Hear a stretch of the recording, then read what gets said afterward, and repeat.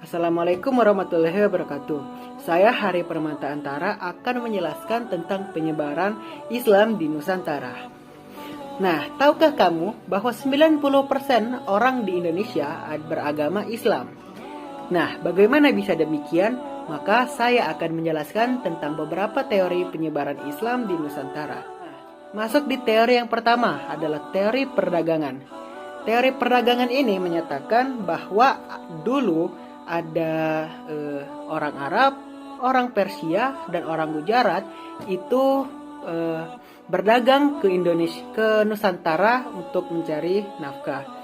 Nah, dari ketiga teori ini disebutkan bahwa orang-orang yang berdagang ke Indonesia atau ke Nusantara ini berdagang sambil untuk menyebarkan agama Islam lewat pendidikan yang disampaikan oleh pedagang-pedagang dari Timur Tengah. Nah, teori berdagang ini juga adalah awal mula keruntuhan kerajaan Hindu-Buddha pada zaman tersebut. Menurut Tom Pires, teori berdagang ini menyebarkan Islam dari abad ke-7 sampai ke-16. Lama sekali bukan? Nah, yang kedua adalah teori perkawinan. Pedagang-pedagang dari Timur Tengah jika masuk ke Indonesia akan berkontak langsung dengan pribumi. Nah, pribumi tersebut adalah juga manusia bukan? Nah, mereka juga bisa merasakan cinta. Nah, disinilah jika pribumi tersebut jatuh cinta kepada orang-orang Timur Tengah, termasuk wanita, otomatis akan memasuki agama-agama Islam. Begitu pula keturunan-keturunannya kelak. Nah, sebagai contohnya Sunan Ampel dengan Nyai Manila dengan beberapa syarat untuk masuk Islam, yaitu seperti mengucapkan 2 kalimat syahadat. Nah, karena kesannya yang simple untuk memasuki Islam, ini jugalah yang memperlancar teori perkawinan untuk menyebarkan Islam ke Nusantara. Di sini saya Dr. Diandi ingin menceritakan atau melanjutkan tentang masuknya Islam di Nusantara. Yang ketiga adalah pendidikan. Para ulama, kiai, dan guru agama berperan penting dalam penyebaran agama dan kebudayaan Islam. Para tokoh ini menyelenggarakan pendidikan melalui pondok pesantren bagi santri-santrinya. Dari para santri inilah nantinya Islam akan disosialisasikan di tengah masyarakat. Pesantren yang telah berdiri pada masa pertumbuhan Islam di Jawa antara lain Pesantren Sunan Ampel di Surabaya dan Pesantren Sunan Giri di Giri. Pada saat itu terdapat berbagai kiai dan ulama yang dijadikan guru agama atau penasihat agama di kerajaan-kerajaan. Yang pertama, Kiai Duku adalah Guru Maulana Yusuf di Kerajaan Banten. Yang kedua, Kiai Ageng Sela adalah guru dari Jaka Tingkir. Yang ketiga, Syekh Yusuf merupakan penasihat agama Sultan Ageng Trisayasa di Kerajaan Banten. Yang keempat, kesenian. Penyebaran Islam melalui seni budaya dapat dilakukan melalui beberapa cara seperti seni bangunan, seni pahat, seni ukir, tari, musik, dan sastra. Saluran seni yang paling terkenal adalah petunjuk wayang dan musik. Seperti contoh Sunan Kalijaga merupakan salah satu wali yang aktif menyebarkan Islam dengan menggunakan sarana wayang. Cerita wayang diambil dari kisah Mahabharata dan Ramayana, tetapi oleh Sunan Kalijaga diselipatkan tokoh-tokoh dari pahlawan Islam. Nama tertentu disebutnya dalam sebagai simbol Islam.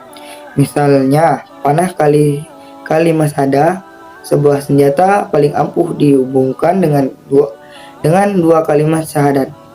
Nama tertentu disebutnya sebagai simbol Islam. Misalnya, panah Kalisamada, sebuah senjata paling ampuh dihubungkan dengan kalimat syahadat. Sementara itu, musik banyak dilakukan oleh Nan Bonang.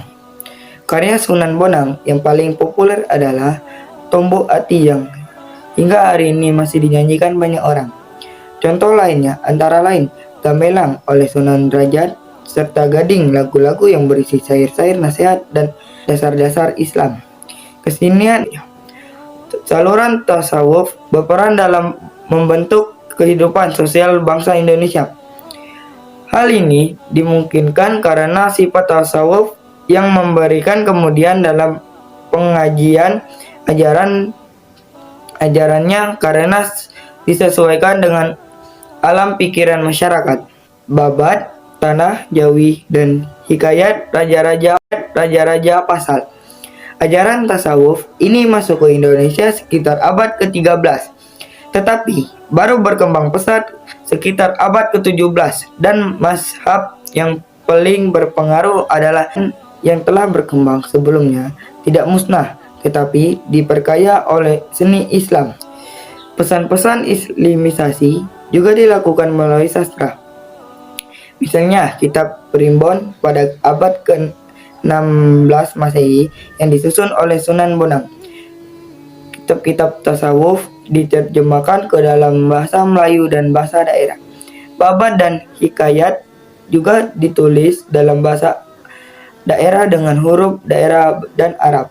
Penyebaran Islam juga tidak lepas dari peranan para wali. Ada 9 wali yang menyebarkan Islam yang dikenal dengan cara berdakwah yang disebut juga Wali Songo. Berikut yang termasuk Wali Songo. Nah, yang pertama adalah Maulana Malik Ibrahim atau Sunan Gresik berasal dari Persia. Yang kedua, Sunan Ampel atau Raden Rahmat. Dan ketiga, Sunan Derajat atau Syarifuddin, putra Raden Rahmat. Yang keempat, Sunan Bonang atau Mahdun Ibrahim, putra Raden Rahmat. Yang kelima, Sunan Giri atau Raden Paku, murid Sunan Ampel. Yang keenam, Sunan Kalijaga atau Joko Said. Yang ketujuh, Sunan Kudus atau Jafar Siddiq. Yang ke-8 Sunan Muri atau Raden Umar Said. Dan ke-9 adalah Sunan Gunung Jati atau Syarif Hidayatullah. Nah, yang kelima adalah politik. Kekuasaan raja memiliki peran sangat besar dalam penyebaran Islam di Indonesia. Ketika seorang raja memeluk Islam, maka secara tidak langsung rakyat akan mengikuti. Dengan demikian, setelah agama Islam mulai tumbuh di masyarakat, kepentingan politik dilaksanakan melalui perluasan wilayah kerajaan yang diikuti dengan penyebaran agama. Contohnya, Sultan Demak yang mengirimkan pasukannya di bawah Fatila untuk menduduki wilayah Jawa Barat dan memerintahkan untuk menyebarkan agama Islam.